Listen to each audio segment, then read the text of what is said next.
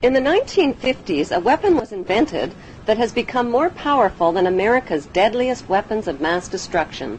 It is the weapon of mass deception, and it is right in our own living rooms. The hypnotizing world of picture television brings us the news of the world through two central news agencies called Reuters and the Associated Press. The Rothschilds bought Reuters in the 1800s, which later bought the Associated Press and made the Rothschild family owners of the world's largest central news services. To the present day, the world depends on these Rothschild-owned central news services as their main source of news and information. In his book called Who Owns the TV Networks, author Eustace Mullins claims that the major TV networks, radio stations, newspapers, and publishing empires are controlled by the Rothschild, Rockefeller, and J.P. Morgan money cartels through their corporate conglomerates. The bankster-owned media conglomerates include weapons manufacturers General Electric and Westinghouse, which profit from promoting wars. Their man in Washington is head of the FCC Federal Communications Commission, and his name is Michael Powell, the son of Colin Powell. Michael Powell was put in charge of changes to the media monopoly rules and who can own what. Joining public opposition to Michael Powell's FCC deregulation policies, Senator Byron Dorgan had this to say. Seldom have I seen a regulatory agency cave in so completely to the big economic interests. That's exactly what happened today with the FCC rules. And Chairman Powell kept suggesting slight modifications. It's not slight at all. This is a big deal. It's going to affect what the American people can see, can hear, can read. And let me emphasize something that was in your setup piece.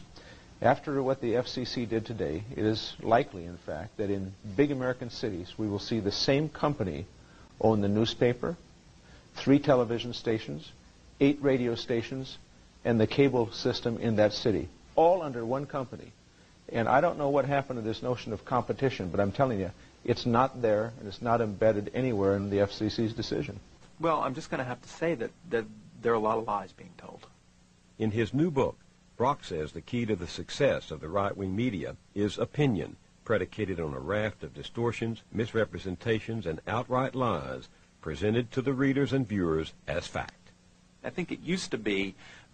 Control over the Internet, publishing, recording, and top cable companies can be traced back to the same Big Five media empires: General Electric, Time Warner, Viacom, Disney, and News Corp.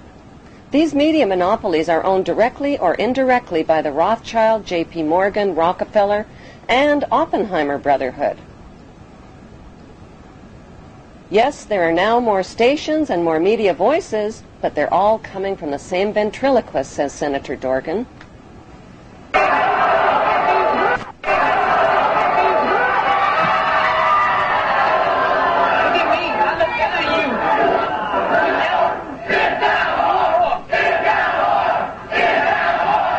Every TV show needs corporate sponsors, and corporate sponsors sponsor pro-business, pro-government programming, and journalists who support the agenda of the Big Five media owners.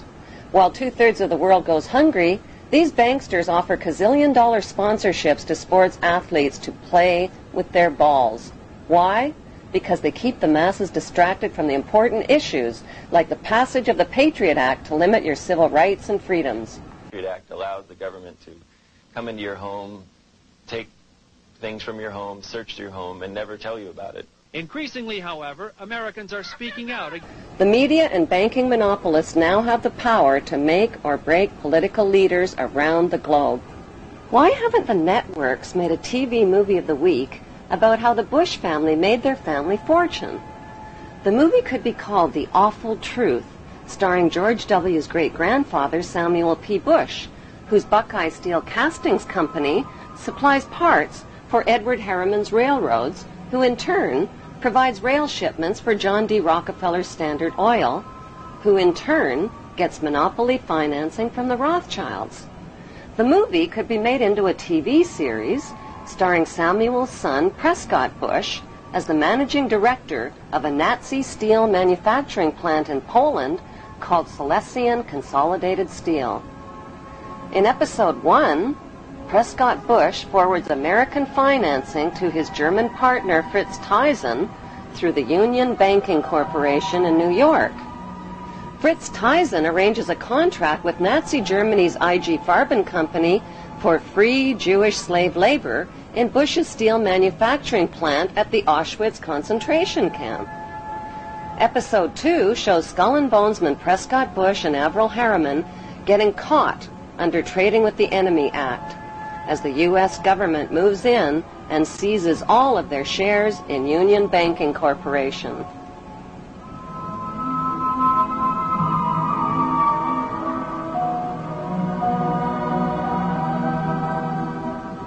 In episode 3, Prescott's son, the first George Bush, is director of the CIA. George puts drug king Manuel Noriega on the CIA payroll, allowing thousands of tons of cocaine to hit the streets of America via the Panama Canal. In episode 4, George's son, the second George Bush, becomes partners with Osama bin Laden's older brother, Salem bin Laden, in a Texas oil company called Arbusto Energy. Episode 5 introduces George W.'s shady younger brother, Neil Bush, ripping off the elderly in the Silverado savings and loan scandal that cost U.S. taxpayers $1.3 billion.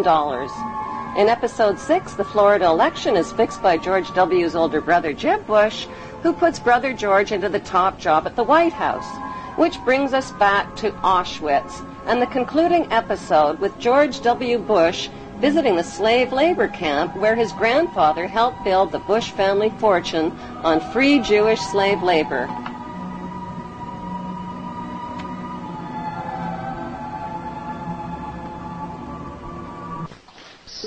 The sites are a sobering reminder of the power of evil and the need for people to resist evil.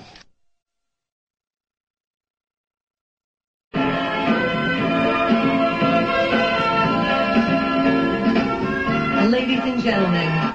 As a follow-up to the TV series, an award show could celebrate the 20-year friendship of the Bush and bin Laden families and their shared investment in the Carlyle Group. The Carlyle Group is one of America's largest weapons contractors. For the Bush and bin Laden families, war means profits, big profits. Although the media creates the illusion of freedom of the press, the dominant opinion and messages always serve the banksters' agenda. Messages like, support your troops or you're a traitor to America. But who are the troops? Many are teenagers whose childhood entertainment was shooting out the blood and guts of virtual people in places that are virtually real. Now they're blowing up real people in places that are really real, like schools, hospitals, and villages filled with families and children. Burns, open wounds, amputations, spinal cord injuries, broken bones, eyes that have been sprayed with shrapnel. The list is long and predictable.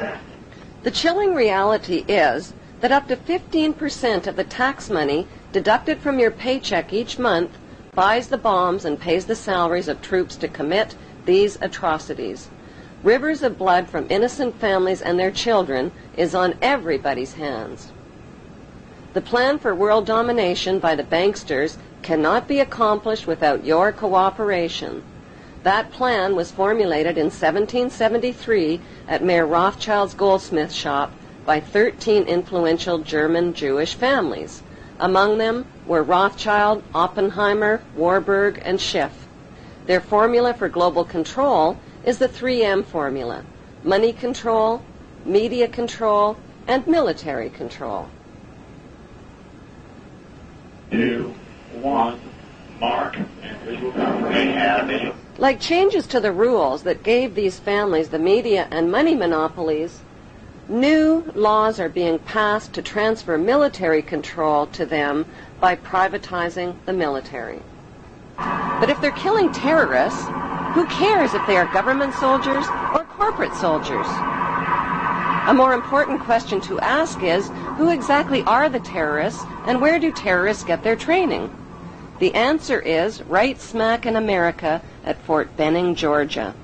Until January 2001, America's terrorist training school was called School of the Americas, but because of massive protests against its activities, the name was changed to WISC, Western Hemisphere Institute for Security Cooperation.